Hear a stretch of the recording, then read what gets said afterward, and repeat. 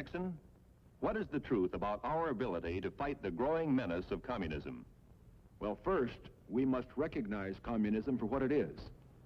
Mr. Khrushchev understands only strength and firmness. To apologize to him just means weakness. Our next president must show clearly that America won't stand for being pushed around anywhere in the world. When Mr. Khrushchev says our grandchildren will live under communism, we must answer his grandchildren will live in freedom.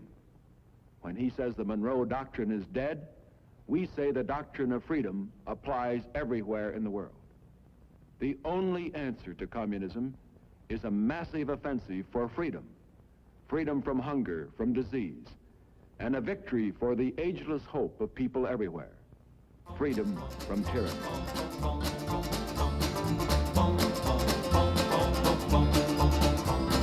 You came down to this southern town last summer to show the folks a brand new way of life.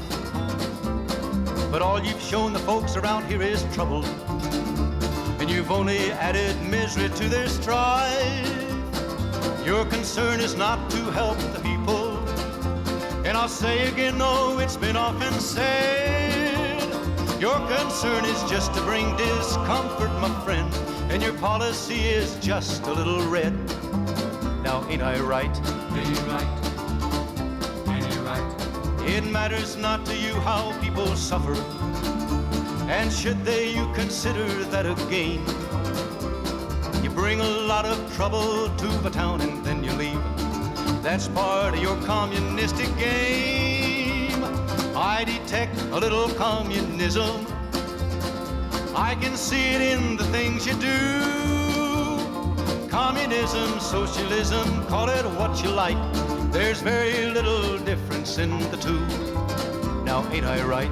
Ain't you right? Your followers sometimes have been a bearded, bathless bunch.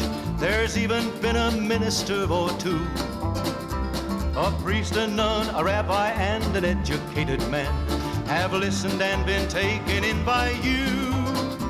All the country's full of two-faced politicians who encourage you with words that go like this. Burn your draft card if you like, it's good to disagree. That's a get-acquainted communistic kiss. Now ain't I right? Ain't you right? Ain't you right?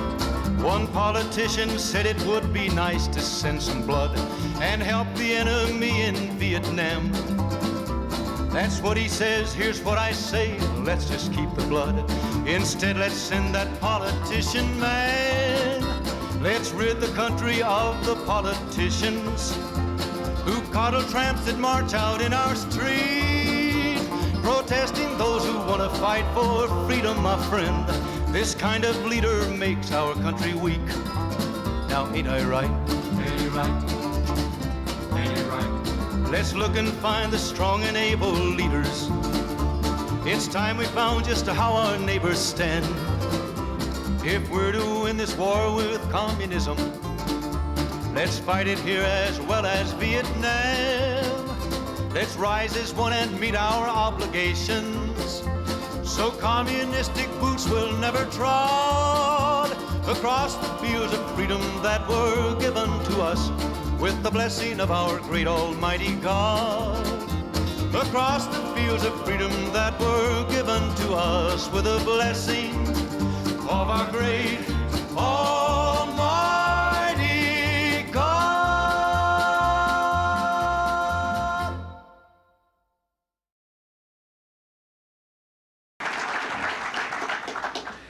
I have to interrupt right here and tell you that in one of my visits, I won't name him, I don't want to embarrass him, but one of the heads of state that I met with on this visit, he gave me one while I was on the way. Told me the story about the two fellows in the Soviet Union that were walking down the street, and the one of them says, "Have we really achieved full communism? Is this it? Is this now full communism?" And the other one said, "Oh, hell no, things are going to get a lot worse."